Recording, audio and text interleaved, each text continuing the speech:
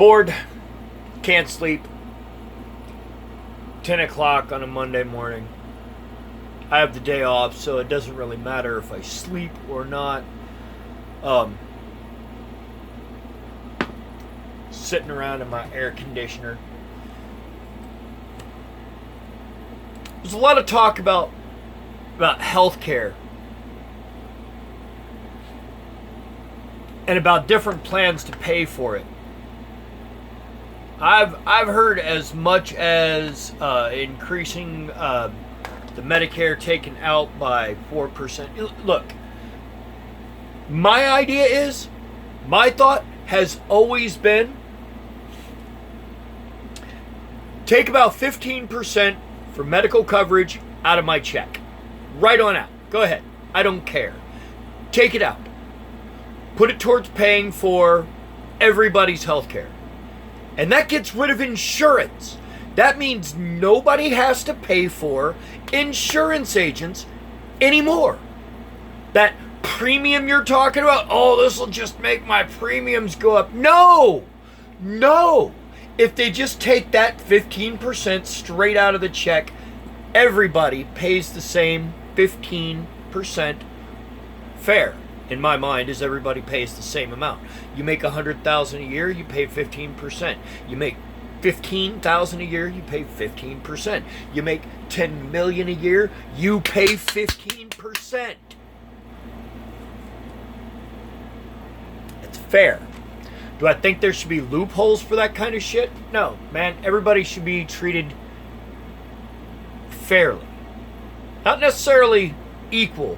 Because if you're making $10 million, you can't expect to be treated like somebody who makes $15,000 a year. There's two different levels of shit you deal with. You are not the same kind of mentality. That's not what we're thinking about here. The problem with any healthcare idea is there are no healthcare bills that give a rat's ass about your health. They care about how much money you put towards the insurance companies. And that's where we got to stop it. Right there. You got to cut that shit out. First things first, go ahead. Take 15% out of my check to cover insurance for everybody. Your check, their check, everybody's covered. All your kids, all your fucking aunts and uncles, your cousin that's on fucking dialysis and can't afford shit and they're going fucking broke and the whole family is about to fucking get thrown out because they can't afford to pay rent because they got to make health care coverage.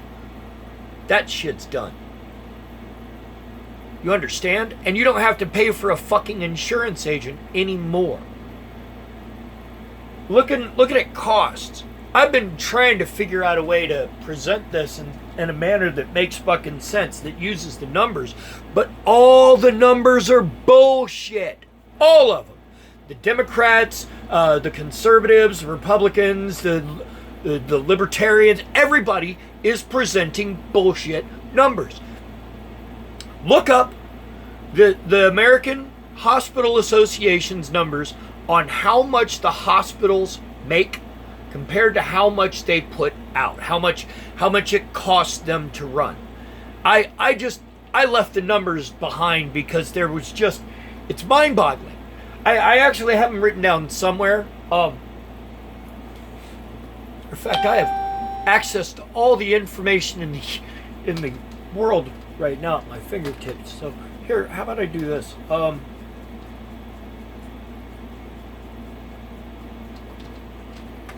We'll go average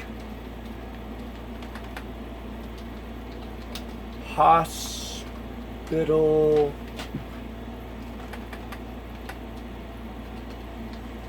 income. I think that's how I found it before. Actually, I was looking up something else before. That gives salaries.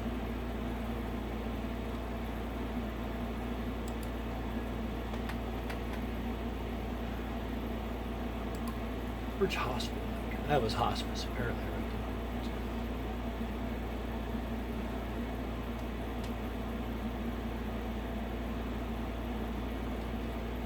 And that's, I remember where I saw it, I was like, they make X and their end profit is X times 3.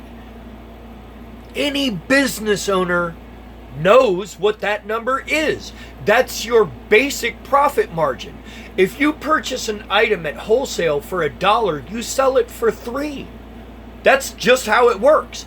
That's what these numbers look like. The hospitals aren't profitable in the sense that they're making super money. Where the money is profitable is in the insurance companies, in the middlemen.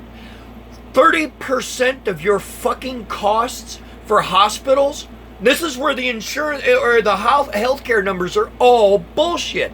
It's hospitals, according to Wall Street, made $21 billion, according to this one thing that has NBC News on it. I just popped up a Google search to give me a quick reference to see how much they average, and it looks like, yeah, $21 billion is not a far off number.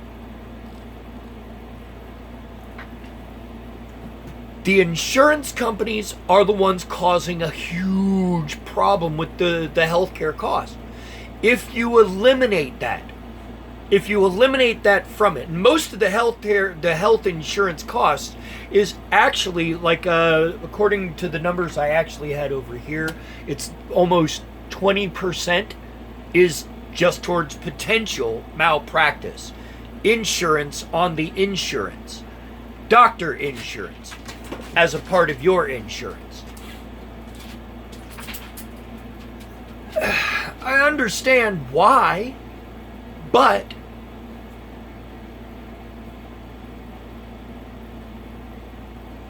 there are other ways to handle this problem. The insurance companies have made it so that you don't understand any other way, America. Because everybody else seems to have figured this shit out. People constantly, I ask them how it's working there. And yeah, some lines are long, but 60% of the people here in the United States wait more than 40 minutes to be seen. Only about 40% of the people who go to the emergency room get seen within 20 to 40 minutes. The rest of them, no, everybody sits there and wait. And out of the portion that gets seen quicker, out of that 40%, more than half of them just get sent home as it's not an issue, you're fine. Gone in less than an hour. Again, these numbers you can get from a quick Google search. Pick your fucking information all you want. Average hospital income 2017. Let's go with that. A fairly recent year. See if they've got any. There's one I've actually seen before. Fast facts on USA hospitals 2019. Put out by the American Hospital Association. Conducts annual surveys of hospitals in the United States. I actually posted a thing on this the other day. Or no, I didn't get a chance to post it. I was just talking about it with people at work.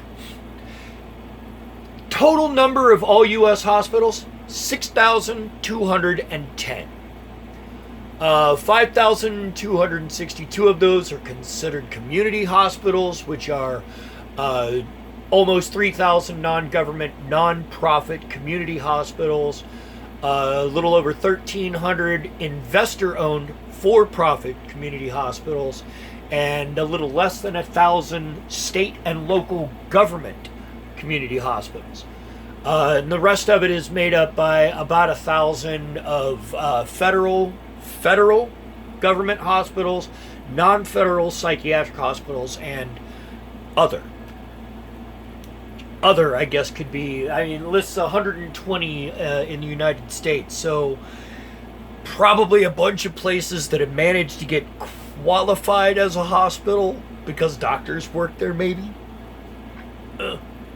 Who knows? I'll have to look into. It has a listing of what qualifies as other, but non-federal long-term care hospitals and hospital units within an institution such as a prison or school infirmary.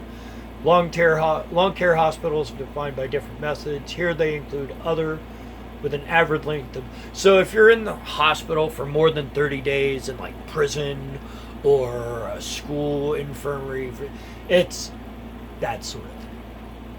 But 6,210 total admissions in all U.S. hospitals for 2019, at the beginning of 2019, rather. This was for, the beginning of the year. Total number of people in beds. Where'd that go? Total admissions. No, there it is. Total number of admissions, 36,510,207. Total expense, $1,060,933,200. I'm sorry, $1,060,933,249,000. Read that again because it threw me off a second. 1 trillion. That's their expenses were 1,060,933,249,000. That's for all 6,210 U.S. hospitals, including the 1,000 that aren't. Now, the difference between the two, because the expense for all community hospitals is $966 billion, so there's only a difference of a little less than $100 billion. Anyway, that's the expenses for last year.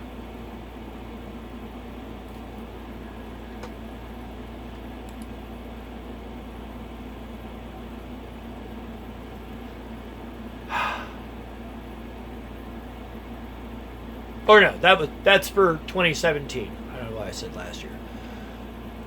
That was for the very beginning of 2018, the end of 2017. Now, the map of community hospitals basically shows that the concentration of hospitals follows the concentration of cities. In rural areas, you have a lot fewer. Is there a way I can switch it around? No, I can't switch it while it's recording. But I'll post a picture of it probably in like the below post.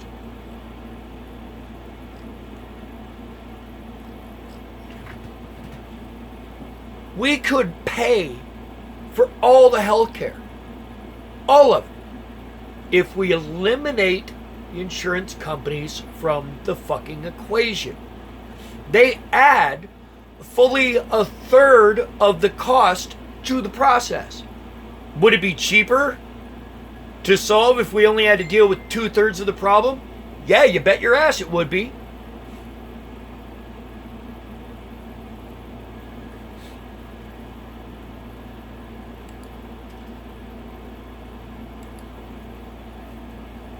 We don't have to do shit the way we're doing it.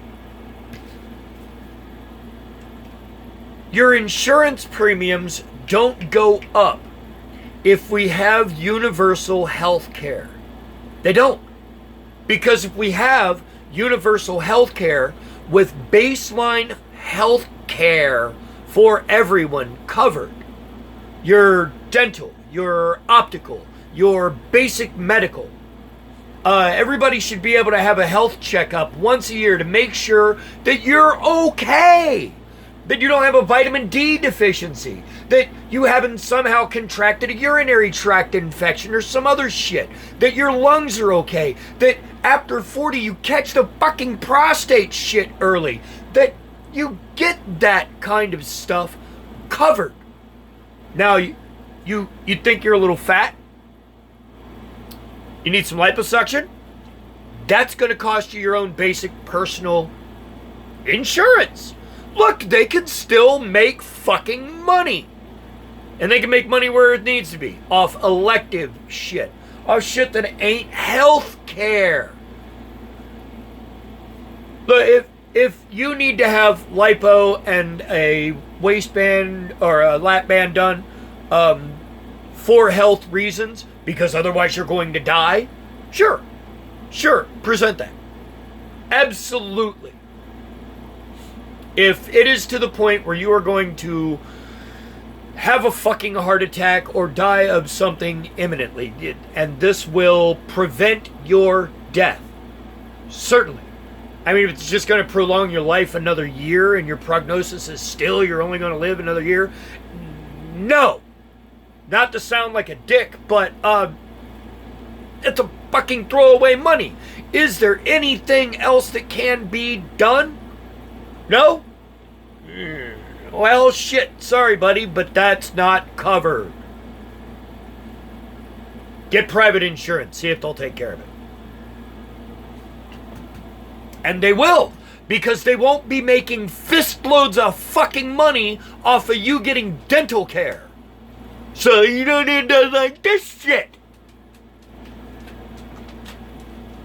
So that you have optics. So that you have vision care.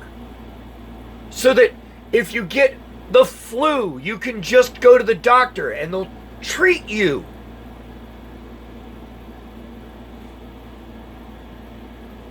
Instead, now, if you're ill, man, do you know why people talk about, just orange juice and chicken soup? It's not just because that stuff tends to help out. Vitamin C, the chicken soup has got, the broth, that combination's good for you. We know this because we're afraid to go to the fucking doctor when we're sick. We gotta try home remedies. Lay in bed. Cover up under the blankets. Sweat. Sweat that shit out until you start sticking to the pillow. Then flip the pillow over and stay under the pillows. Or stay under the blanket. Drink orange juice, have some chicken soup. Sweat that shit out. Going to the doctor ain't gonna do you no fucking good. Because they don't want to have to deal with the problem. It's not worth it to anybody to deal with that. Everybody wants money. You've got to take the money out of the healthcare equation. Otherwise, it's never going to fucking work. It's never going to fucking function. Leaving healthcare up to the free market just produces the most expensive healthcare that the market will allow. It allows for as much profit as is possible. Eliminate the insurance companies from the basic healthcare market. Set it at 12%. Set Medicare at 12% coming out of everybody's fucking check. Put that into a fund to cover healthcare universally across the board. Will that cover it? Take the insurance companies out. They're not in that part. They're not covered there. They're not getting paid from that. Yes. Because out of the fucking population pool, out of the amount of money,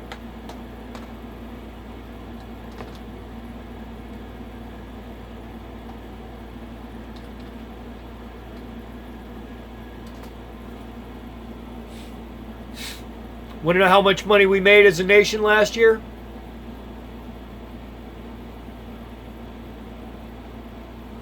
All you got to do is go to the U.S. Census and look.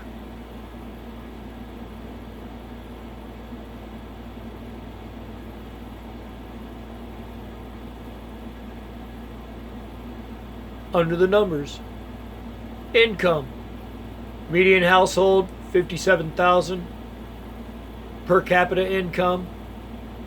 12.3% of us in poverty, though. Something's got to change. Starting with health care coverage.